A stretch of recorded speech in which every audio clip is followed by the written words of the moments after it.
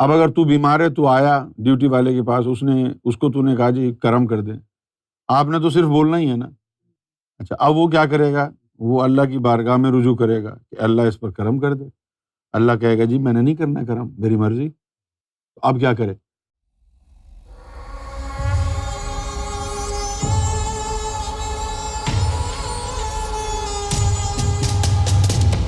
بیماری جسم کی زکوٰۃ ہوتی ہے۔ جب اللہ تعالیٰ کسی کو بیماری دیتا ہے، وہ مومن بھی ہو، تو اس بیماری کی وجہ سے اللہ تعالیٰ اس پر رحمت بھی برساتا ہے۔ جس طریقے سے آپ اپنے بچوں میں سے کسی کو اچانک ڈانٹ دیں اور وہ بل بلا کے روئے، تو پھر آپ کو اس کے اوپر پیار آتا ہے، پھر اور زیادہ آپ اس کے ناز نخرے اٹھاتے ہیں۔ بچہ ضد کر رہا ہے کہ 1 پاؤنڈ کا کھلونا دلا دو، غصہ کر کے رلا دیا، چپ کرانے کے لیے 10 پاؤنڈ خرچ کیے۔ اسی طرح اللہ تعالیٰ جب بیماری بندے کو دیتا ہے تو اس کو تڑپتا ہوا بیمار دیکھ کے پھر اللہ کی رحمت کو جوش آتا ہے، تو اللہ تعالیٰ اس کے اوپر پھر رحمت نازل کرتا ہے۔ یہی وجہ ہے کہ نبی کریم صلی اللہ علیہ وسلم نے اپنے صحابہ کو یہ سکھایا تھا کہ جب تم میں سے کوئی بیمار پڑ جائے تو اس کی عیادت کے لیے جاؤ اور اس کو کہو کہ تمہارے حق میں دعا کرے، اس وقت وہ اللہ کی رحمت کی زد میں ہوتا ہے نا۔ تو ایک تو مال کی زکوٰۃ ہے، اور اسی طرح ایک جو ہے جسم کی بھی زکوٰۃ ہے۔ ہر چیز کے اوپر ٹیکس ہے۔ تو مال کی زکوٰۃ اس وقت قبول ہوتی ہے جب آپ کا مال حلال ہو۔ اگر حرام کمایا ہے تو پھر کیا فائدہ زکوٰۃ کا؟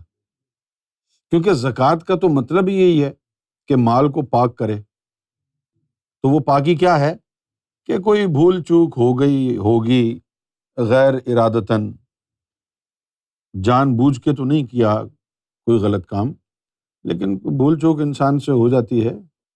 تو وہ جو بھول چوک ہونے کی وجہ سے کوئی لقمہ حرام آپ کے رزق میں آ گیا تھا، وہ زکوٰۃ دینے سے آپ کا مال پاک ہو جاتا ہے۔ تو زکوٰۃ کے لیے رزق حلال ضروری ہے۔ حرام کما کے آپ زکوٰۃ دینے کا سوچیں گے تو بیوقوف ہے۔ ساری زندگی حرام کمایا، آپ زکوٰۃ دے رہے ہو۔ اسی طریقے سے بیماری، زکوٰۃ اس کے لیے بنتی ہے جس کا جسم پاک ہو گیا ہو۔ پھر اگر کچھ تھوڑا بہت رہ جائے، کہیں پر کوئی غلاظت، کوئی گناہ بچ جائے، تو اس کے لیے اللہ تعالیٰ پھر جسم کی زکوٰۃ یعنی اس کو بیماری ڈال دیتا ہے۔ بیماری کے ذریعے پھر اس کے گناہ معاف ہو جاتے ہیں۔ لیکن اب یہ نہیں ہے کہ ہر آدمی بیمار ہو جائے تو اس پہ رحمت برستی ہے، بہت سوں پہ تو لعنت برستی ہے۔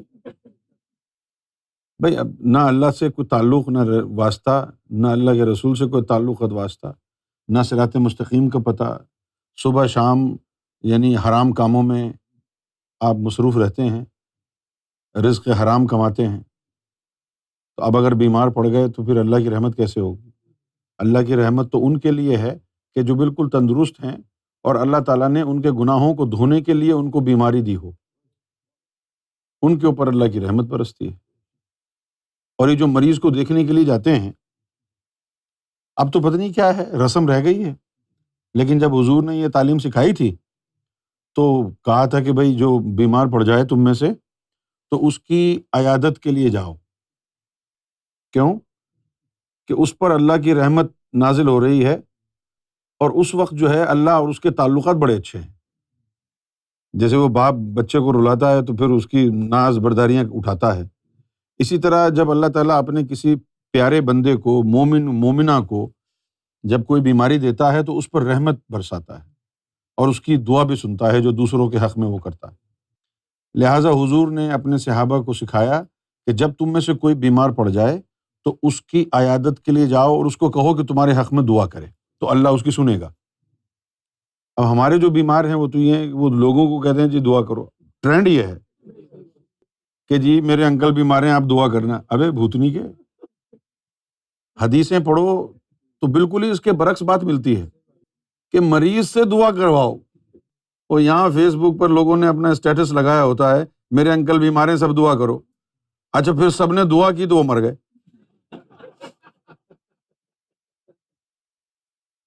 تو یہاں سے آپ کو یہ بات تو سمجھ میں آ گئی نا کہ بیماری ہر شخص کے لیے عذاب نہیں ہے، رحمت بھی ہے۔ اب ہم نے وہ حدیثیں تو پڑھ لیں کہ جی مریض کی عیادت کے لیے جاؤ، ہے نا، لیکن جو جا رہا ہے وہ بھی کنجر، اور جس کے پاس جا رہا ہے وہ بھی کنجر، نہ اس کی دعا قبول ہوئی نہ اس کی دعا قبول ہوئی، اب رسم رہ گئی صرف۔ میں نے بتایا نا، میں بے لاگ گفتگو کرتا ہوں، اس لیے لوگوں کو شاید کسی کی جو ہے وہ سماعت کے لیے ناخوشگوار بھی ہو سکتی ہے، لیکن بے لاگ گفتگو میں یہی ہے، یہ کھرا سچ ہے۔ مال کی زکوٰۃ ہوتی ہے، اسی طرح جسم کی زکوٰۃ ہوتی ہے، اسی طرح ایمان کی زکوٰۃ ہوتی ہے۔ وہ کیا ہے؟ آزمائش۔ اللہ تمہیں آزمائے گا 5 چیزوں سے۔ یہ تو 1400 سال پرانی بات ہے، کیونکہ اس میں لکھا ہوا ہے کہ بھوک سے آزمائے گا، ثمرات میں نقصان سے، جانوروں میں نقصان سے، کہ بھئی اس کا اونٹ، اللہ نے جو ہے آزمائش کے طور پر اس کا اونٹ مر گیا، اس کے عام چوری ہو گئے۔ اب یہ تمام چیزیں اگر ہے نہیں، کسی نے اونٹ ہی نہیں پالا، تو اب اس کا امتحان اللہ کیسے لے گا؟ پہلے تو امتحان کے طور پر اللہ تعالیٰ کسی کی بکری کو مار دیتا تھا، کیونکہ لوگوں کے پاس یہی تھا نا، 1400 سال پہلے بکریاں تھیں، بکریاں رکھتے تھے لوگ، اسی کا دودھ پیتے تھے۔ اب جہاں سے روز دودھ نکل کے آ رہا ہے، پورا گھرانہ دودھ کے اوپر پل رہا ہے، تو اب اگر وہ بکری مر گئی، اس کی آزمائش ہوگی۔ تو اب دور بدل گیا ہے، تو اب نہ کوئی اونٹ پال رہا ہے، نہ کوئی بکریاں پال رہا ہے۔ کوئی پال رہا ہے بکریاں، اونٹ؟ اچھا، اس دور میں لوگ کھیتی باڑی زیادہ کرتے تھے، مین جو ان کا پیشہ تھا وہ یہی تھا، یا تو بکریاں پال لی، اونٹ پال لیے، کھیتی باڑی کر لی۔ تو ثمرات کا مطلب یہی ہے کہ آپ نے جو فصل اگائی ہے اللہ وہ برباد کر دے گا، امتحان کے طور پر، آزمائش کے طور پر۔ آپ بیٹھے رہیں، فصل ہی تباہ ہو گئی۔ تو اب نہ تو اس دور میں عام آدمی کھیتی باڑی کرتا ہے، نہ بکریاں پالتا ہے، نہ اونٹ پالتا ہے، تو اب اللہ امتحان کیسے لے گا؟ تو ایمان کی زکوٰۃ آزمائش ہے، آزمائش میں کامیاب ہو جائے تو ایمان پاک صاف ستھرا ہو جاتا ہے، اور یہ اللہ تعالیٰ آزمائش لیتا رہتا ہے۔ اچھا، اب ولایت کی بھی زکوٰۃ ہے۔ ولایت کی زکوٰۃ یہ ہے کہ کم سے کم 2 اپنے جیسے بنا کے جائے وہ۔ اگر فقر باکرم والا ہے، فقر باکرم والا ہے، سلطان الفقراء کی زکوٰۃ وہ ہے 1.25 لاکھ ذاکر قلبی بنانا۔ جب تک 1.25 لاکھ ذاکر قلبی ڈیوٹی والا سلطان نہیں ہوں گے، اپنے مقام تک نہیں پہنچے گا۔ لیکن ایسے سلطانوں میں صرف ایک ہی سلطان آیا ہے، سیدنا غوث اعظم رضی اللہ تعالی عنہ، وہ ڈیوٹی والے سلطان تھے۔ باقی ڈیوٹی والے سلطان آئے کہاں ہیں؟ بی بی فاطمہ ڈیوٹی والی تو نہیں تھی، ان کی کہاں ڈیوٹی تھی؟ گھر پر ہی نہیں ہوں۔ اس کے بعد حسن بصری تھے، وہ بھی ڈیوٹی والے نہیں تھے، غوث اعظم ڈیوٹی والے ہوئے۔ اس طرح امام مہدی علیہ الصلوۃ والسلام جو ہیں، ان کا جو ہے وہ معاملہ مختلف ہے۔ ان کے لیے کوئی قانون نہیں ہے کہ اتنی زکوٰۃ ہو یا نہ ہو، کیونکہ ان کے لیے تو پوری دنیا ہے، پوری انسانیت ان کے پلے پڑ گئی۔ اب جب پوری انسانیت ہی پلے پڑ گئی تو اب گنتی کیا ہوگی کہ بھائی اتنی زکوٰۃ دو اتنی نہ دو۔ بھائی زکوٰۃ تو 2.5% ہوتی ہے نا۔ اگر میں آپ کو کہوں بھائی اپنے مال کے اوپر زکوٰۃ دو، 300 پاؤنڈ کے اوپر زکوٰۃ کیا بنے گی؟ 7.5 پاؤنڈ۔ تو 7.5 پاؤنڈ لے لوں گا میں آپ سے، یہ زکوٰۃ ہو گئی۔ اور اگر میں دوسری دفعہ یہ کہوں نہیں پورے 300 کے 300 دے دو، اب آپ کیا پوچھیں گے کہ زکوٰۃ کتنی ہے؟ میں نے 300 کے 300 ہی لے لیے۔ تو امام مہدی علیہ الصلوۃ والسلام کا تو تصرف لا انتہا ہے، دائرہ کار بھی ان کا جو ہے وہ لا انتہا ہے۔ تو یہ زکوٰۃ کے مختلف درجات ہیں۔ بیماری جو ہے وہ انسان کے، مومن کے جسم کی زکوٰۃ ہے۔ اور جو اللہ تعالیٰ نے فرمایا ہے نا کہ بھائی تم گناہ کبیرہ سے اجتناب برتنا، اور جو گناہ صغیرہ ہوں گے وہ معاف کرتا رہوں گا میں۔ وہ معاف کرنے کا یہی طریقہ ہے، کسی پریشانی میں مبتلا کر دیا، بیماری دے دی، نقصان کر دیا، اس طرح کی چیز۔ لیکن جب آدمی کسی ڈیوٹی پر بٹھایا جاتا ہے رب کی طرف سے، تو تمہیں اگر پتہ چل جائے کہ ڈیوٹی والے کی زندگی کیسی ہے، تو تم پتہ کیا کہو؟ اے اللہ، اگر تو نے ایمان دیا ہے تو یہ واپس لے لے، میں نے ڈیوٹی پہ نہیں بیٹھنا۔ اگر تو نے ولایت دی ہے تو بھائی واپس رکھ لے، میں نے ڈیوٹی پہ نہیں بیٹھنا۔ اس لیے کہ جس جس کو وہ روحانی فیض دے گا، اس کے گناہ بھی اسی کے اوپر آتے ہیں، اس کی بیماریاں بھی اس پر آتی ہیں۔ آپ کے مقدر میں اللہ نے جو بیماریاں لکھی ہیں، اگر آپ اسی سے ہی گھبرا جائیں تو پھر ڈیوٹی والے کے تو تصور بھی نہیں کر سکتے آپ، کیونکہ اس کے پاس تو لوگ اتنی بڑی زبان کھول کے آتے ہیں، جی مجھے یہ پرابلم ہو گئی ہے، نظر کر دیں۔ اچھا، اب وہ ڈیوٹی والا اللہ کو کہتا ہے کہ جی اس پر کرم کریں، اللہ کہتا ہے نہیں، میں نے تو بیماری بھیجی ہے اس کو۔ اب وہ کیا بتائے وہ انسان کو؟ اللہ اور اس کی جو گفتگو ہے اس کا پردہ بھی تو رکھنا ہے، تو لوگ اس سے بدگمان ہو جاتے ہیں۔ باقی سب کے حالات اچھے ہیں، میں روزانہ جا کے بولتا ہوں جی نظر کر دیں، نظر کر دیں، میرا کوئی خیال ہی نہیں، بندہ فوراً بدگمان۔ اب اگر تو بیمار ہے، تو آیا ڈیوٹی والے کے پاس، اس کو تو نے کہا جی کرم کر دیں، آپ نے تو صرف بولنا ہی ہے نا۔ اچھا، اب وہ کیا کرے گا؟ وہ اللہ کی بارگاہ میں رجوع کرے گا کہ اللہ اس پر کرم کر دے۔ اللہ کہے گا جی میں نے نہیں کرنا کرم، میری مرضی۔ تو اب کیا کرے؟ یا تو وہ اس کا ایمان ضائع ہونے دے کہ ٹھیک ہے جی بدگمان ہو جا تو، اور اگر اس کو بدگمانی سے بچانا ہے تو وہ بیماری اپنے اوپر لے لے۔ تو ڈیوٹی پر بیٹھنے والا جو ہے اتنے آرام اور مزے میں نہیں ہوتا ہے۔ تمہارا یہ خیال ہوتا ہے کہ جی سب جھک جھک کے سلام کر رہے ہیں، سب تحفے تحائف لا کے دے رہے ہیں، بڑی عیاشی لگی ہوئی ہے۔ عیاشی نہیں لگی ہوئی، تم کو معلوم نہیں ہے، اس کا سانس بھی بڑی مشکل سے نکلتا ہے۔ اس پر دم کیا، اس کے جنات آ گئے، اس پہ دم کیا، اس کی خبیث مخلوقیں نکل کے اس کے اوپر حملہ آور ہو گئیں، پھر اس کے اوپر دم کیا، اس کی خباثت بھی آ کے طاری ہو گئی، اس کے اوپر دم کیا، اس کی بیماری کے اثرات آ گئے، اس کے اوپر دم کیا، اس کی بیماری کے اثرات آ گئے۔ اسی طرح ایک صاحب بابا تھے، لوگ ان کے پاس جاتے تھے دم درود کرانے کے لیے۔ ایک عورت تھی، بہت زیادہ، بہت ہی زیادہ ان کی مخالفت کرتی تھی، یہاں تک کہ گالی گلوچ کرتی تھی۔ اس کا شوہر صاحب بابا کو مانتا تھا، تو وہ قریب المرگ ہو گئی، مرنے والی ہو گئی، تو وہ اس کا شوہر اس کو پکڑ کے صاحب بابا کے پاس لے آیا۔ وہ آ کے کہتی ہے کہ یہ کیا علاج کریں گے میرا؟ تو صاحب بابا نے اس کو کہا کہ اس کو سانپ نے ڈسا ہے اور اس کے جسم میں زہر پھیل گیا۔ تو اس نے کہا کہ جی آپ کچھ جو ہے کرپا کر دیں۔ تو صاحب بابا نے اس کو دم کیا اور اس کا زہر صاحب بابا پر آ گیا اور اس سے ان کا انتقال ہوا۔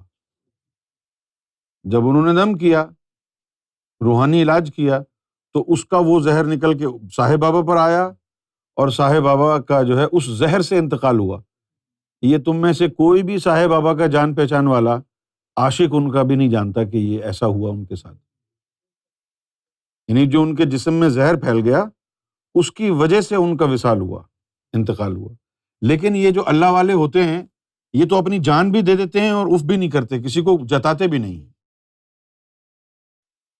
ابراہیم بن ادھم بہت بڑے ولی گزرے ہیں، بہت بڑے ولی تھے۔ برسوں کے بعد جو بچھڑا ہوا بیٹا جو ہے وہ آیا، ملا، اس پہ نظر ڈالی، اس کو بھی روشن کر دیا، سینہ روشن کر دیا۔ ایک دن کیا ہوا کہ ان کا بیٹا دریا کے کنارے بیٹھا ہوا تھا، تو اس نے دیکھا کہ دریا میں طغیانی آئی اور کشتی ڈوبنے والی تھی اور اس کے اندر اچھے خاصے لوگ بیٹھے ہوئے تھے، اور اگر وہ کشتی ڈوب جاتی تو 100-150 انسان مر جاتے۔ اب ان کا جو بیٹا تھا، انہوں نے باطنی توجہ کی ان کے بیٹے نے، اور طغیانی سے کشتی کو باہر نکال دیا۔ اللہ ناراض ہو گیا۔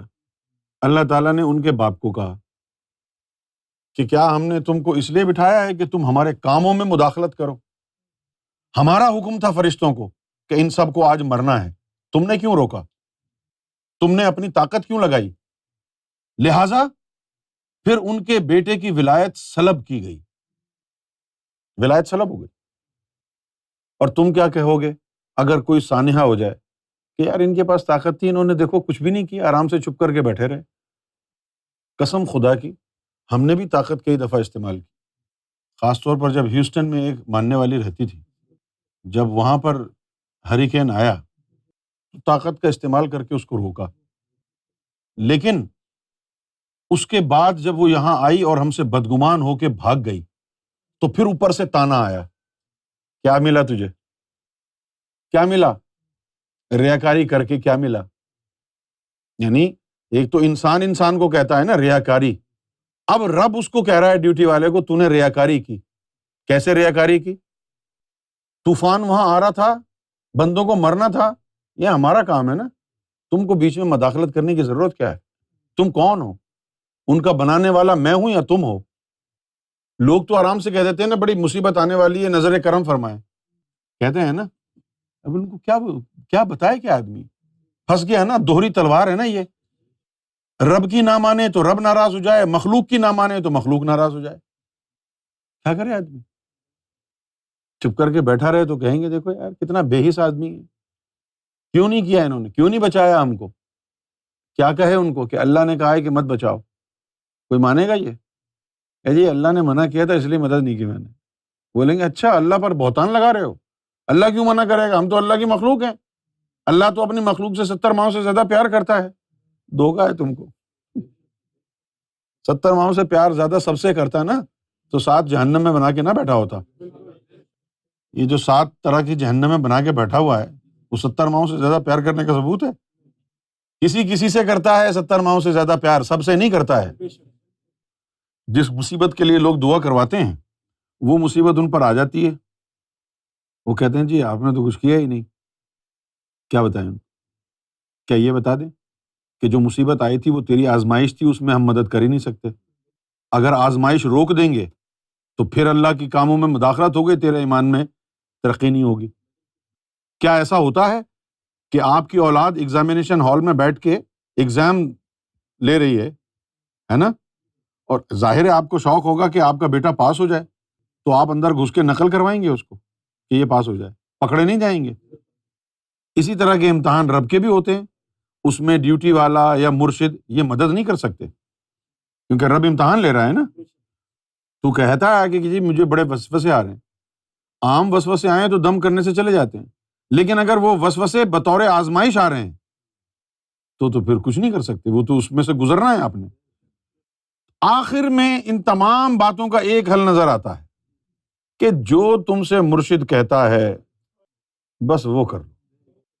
اگر وہ یہ کہہ رہا ہے کہ آج یہ جو مصیبت آ رہی ہے صبر کرو، تو سمجھ جاؤ وہ کہہ رہا ہے یہ آزمائش ہے، ورنہ صبر کا نام نہ لیتا۔ صبر کرو سے مراد کیا ہے کہ اس سے گزرنا ہے، صبر کرو، یہ آزمائش ہے۔ اسی لیے ڈاکٹر علامہ اقبال نے اپنی شاعری میں کہا کہ زخم کھا کے آہ بھرنا نہیں ہے شان درویشی، منہ بند کر کے جو بھی ہو رہا ہے ہونے دو، اتنے اچھلنے کودنے کی ضرورت نہیں کہ جی یہ پریشانی آ گئی ہے اب کیا ہوگا۔ ارے یار کچھ بھی ہو جائے گا، پریشانی کی کیا بات ہے؟ آخری حد کیا ہے؟ مر جاؤ گے، اس سے زیادہ تو ورس نہیں ہو سکتا۔ اور مرو گے کب؟ جب رب نے لکھا ہے، لکھے کے مطابق مرو گے، پہلے نہیں مرو گے انشاءاللہ۔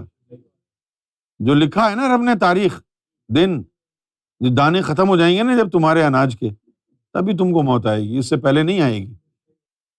اس میں بھی لکھا ہے بھگوت گیتا میں بھی، نہ کوئی مارتا ہے نہ کوئی مرتا ہے، یہ تو سب اوپر والے کے کھیل ہیں، اس کی رضا میں راضی رہنا ہے۔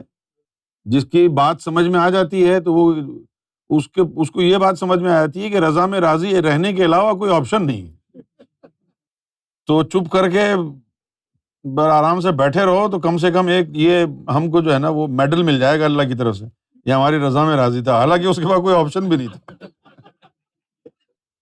دیکھو نا، جب بلال حبشی جو تھے، بلال حبشی نے جب اسلام قبول کیا تو وہ غلام تھے۔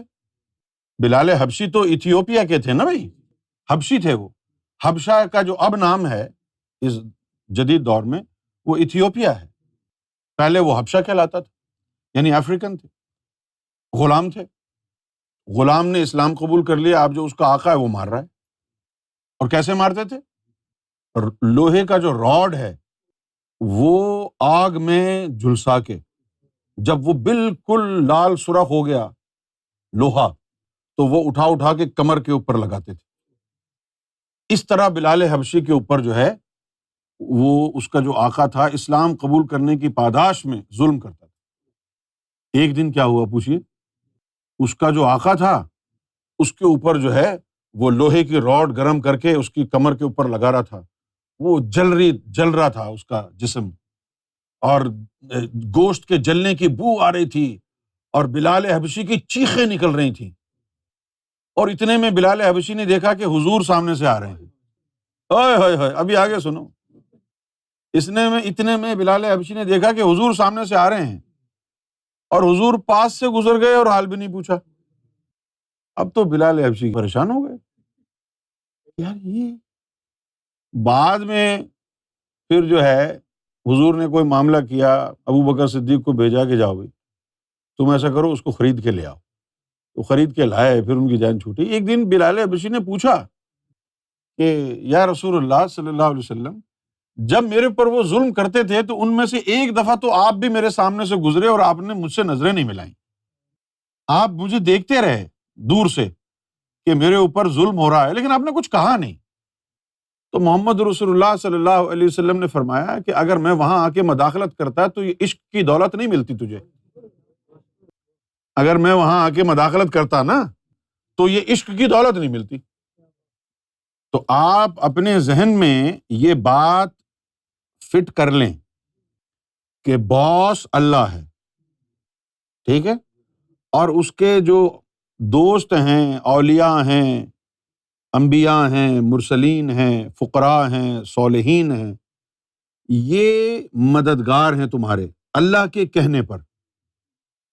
اب اگر اللہ کی طرف سے آرڈر آتا ہے کہ اس کی آزمائش کرو تو وہ کچھ نہیں کہہ سکتے۔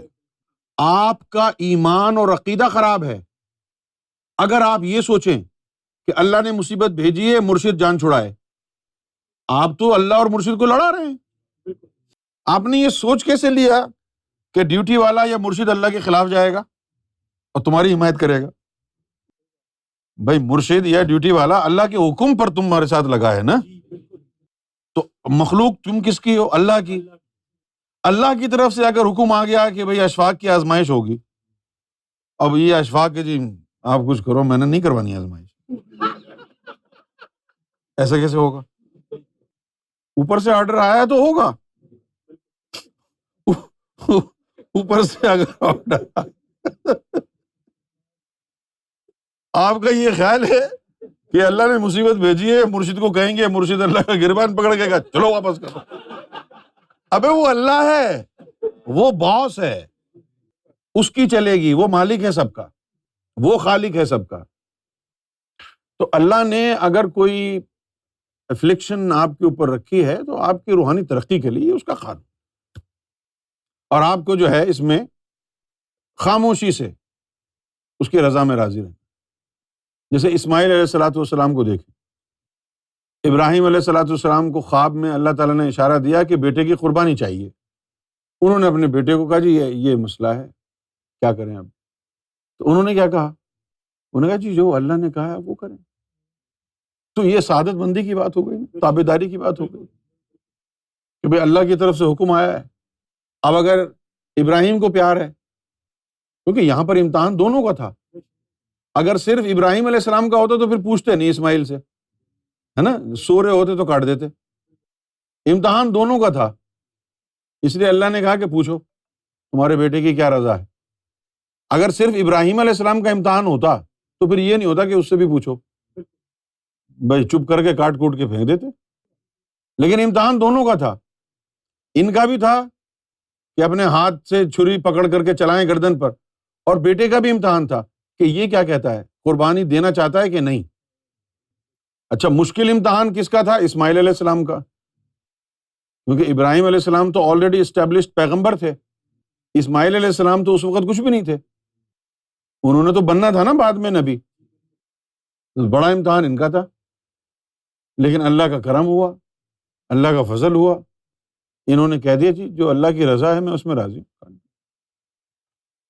تو اللہ کی رضا میں راضی رہنا یہ نجات کا راستہ ہے۔ صبر کرنا سیکھیں، کیونکہ صبر کے بغیر گزارا نہیں ہوگا۔ آپ کے لیے صبر پانی کی طرح ہے اور یہ روحانی راستہ صحرا کی طرح ہے۔ جس طرح صحرا میں بغیر پانی کے گزارا نہیں ہے، اسی طرح روحانیت میں صبر اور عزم کے بغیر گزارا نہیں ہے۔ چچا غالب کو یہ بات سمجھ میں آ گئی تھی؟ عاشقی صبر طلب اور تمنا بے تاب، عاشقی صبر طلب اور تمنا بے تاب، دل کا کیا رنگ کروں خون جگر ہونے تک۔ اور پھر اپنی حسرت کے اوپر آنسو بھی بہائے۔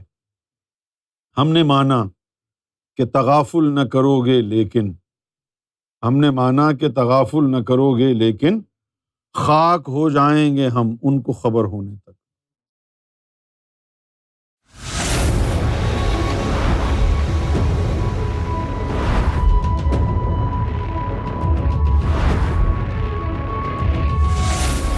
Amra TV, the place to connect with God.